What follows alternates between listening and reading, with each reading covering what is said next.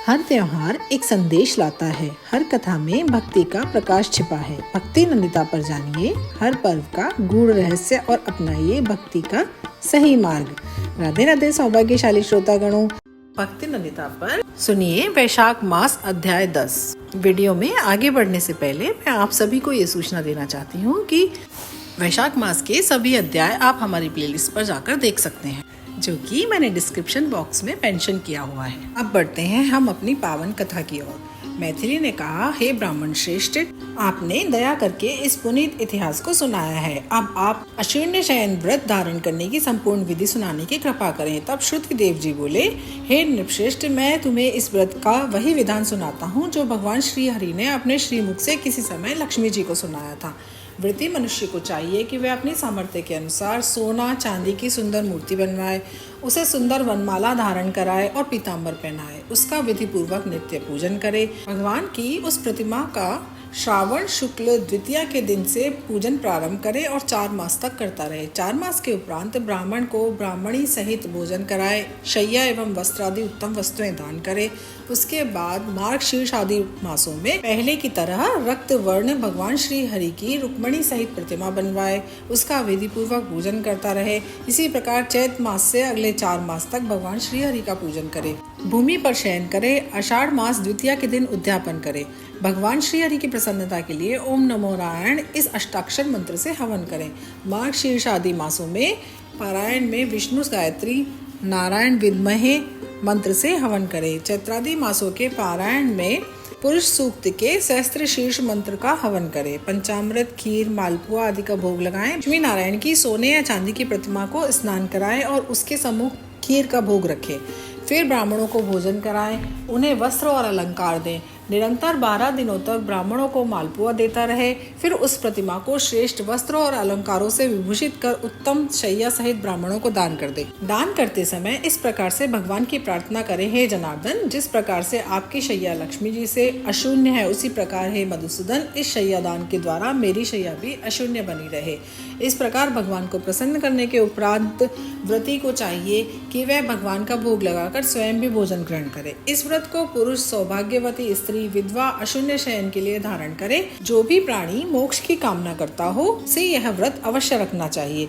इसके करने से भगवान शीघ्र ही प्रसन्न होते हैं। इसके करने से दिव्य सिद्धियां प्राप्त होती है, अनेक प्रकार के सुख और संतान की उपलब्धि होती है। इतनी कथा सुनने के बाद राजा मैथिली ने श्रुतिदेव जी से प्रश्न किया, हे ब्राह्मण, अब आप कृपा करके मुझे वैशाख मास में छत्री दान करने से प्राप्त होने वाले फल को बताइए। तब मुनि बोले, हे राजन, वैशाख मास में छत्री दान के महात्म्य को तुम श्रेष्ठ जानो। इस विषय में एक गुप्त रहस्य है, सुनो। सतयुग में हेमकांत नाम का एक राजा बंगाल में राज्य करता था। वह परम यशस्वी कुशकेतु का पुत्र था। वह महापराक्रमी और बुद्धिमान था। एक बार वह शिकार खेलने गया तो शिकार का पीछा करते करते दोपहरी हो गई और वह थक गया। भोजन पानी की तलाश करता हुआ एक तपोवन में जा पहुंचा।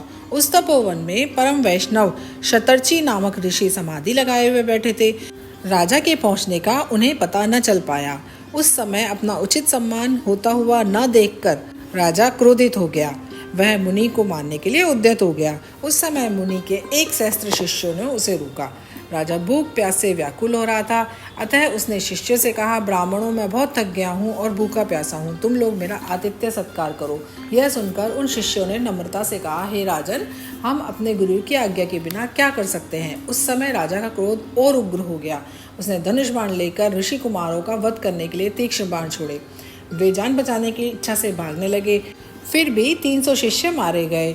बाकी शिष्यों के भाग जाने पर राजा के सैनिकों ने आश्रम को लूट लिया और वहीं भरपेट भोजन भी किया। रात्रि होने पर जब राजा अपने महल को वापस लौटकर आया, तब उसके पिता कुशकेतु ने वन का सारा हाल सुना तो वह बहुत दुखी हुआ। ऋषि कुमारों के वध की बात सुनकर राजा कुशकेतु बहुत रुष्ट हुआ।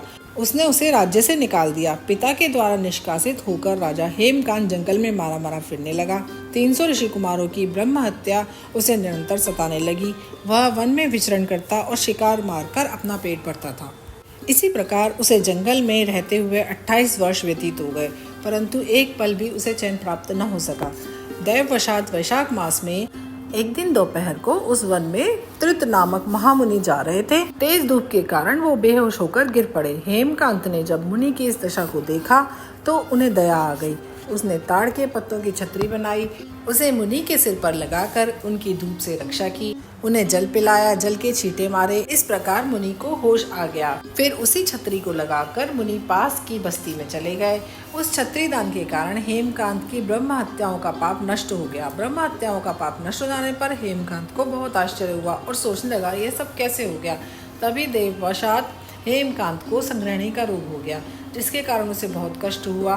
फिर उसने यह देखा कि उसके सम्मुख भयंकर आकृति वाले 3 यमदूत खड़े हुए हैं। वह उन्हें देखकर बहुत दुखी हो गया। तब उसे छतरी दान का स्मरण हुआ आया। तब उसने भगवान विष्णु का स्मरण किया। इससे भगवान विष्णु प्रसन्न हो गए। उन्होंने विश्वक्सेन को यह आज्ञा दी कि तुम जाकर हेमकांत की रक्षा करो और यमदूतों को भगा दो। ये वैशाख मास में छतरी का दान करने से निष्पाप हो चुका है। इस कारण तुम उसे कुशकेतु के पास ले जाकर उसका राज्य भी दिलाओ। भगवान की इस आज्ञा को पाकर विश्वक्सेन हेमकांत के पास पहुंचा और उसने यमदूतों से उसे मुक्त कराया और निरोग भी कर दिया। फिर उसे साथ लेकर उसके पिता के पास पहुंचा। उन्हें भगवान विष्णु का आदेश सुना दिया। भगवान की आज्ञा को मानकर कुशकेतु ने हेमकांत को अपना राजपाट सौंप दिया और स्वयं पत्नी को लेकर वन में तपस्या करने चला गया। हेमकांत वैशाख मास के प्रभाव को समझ चुका था, अतः उसने बड़ी लगन के साथ सदैव वैशाख मास का सेवन किया, यथोचित दान दिए। इस पुण्य के प्रभाव से वह सभी प्रकार से सुखी और संपन्न बना रहा। उसके यश और वैभव में निरंतर वृद्धि होती रही। वह इस लोक में समस्त श्रेष्ठ सुखों को भोगता हुआ पुत्र पौत्र आदि से युक्त होकर भगवान विष्णु के लोक को प्राप्त हुआ। इस प्रकार हे राजन, यह व्रत धर्म अर्थ काम मोक्ष इन 4 फलों को देने वाला है।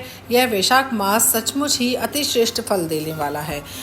अगर आपको ये कथा अच्छी लगी हो तो हमारे चैनल भक्ति नंदिता को सब्सक्राइब करें, इस कथा को लाइक करें, शेयर करें, कमेंट करें और बेल आइकन प्रेस करना ना भूलें। जय श्री हरि। धन्यवाद।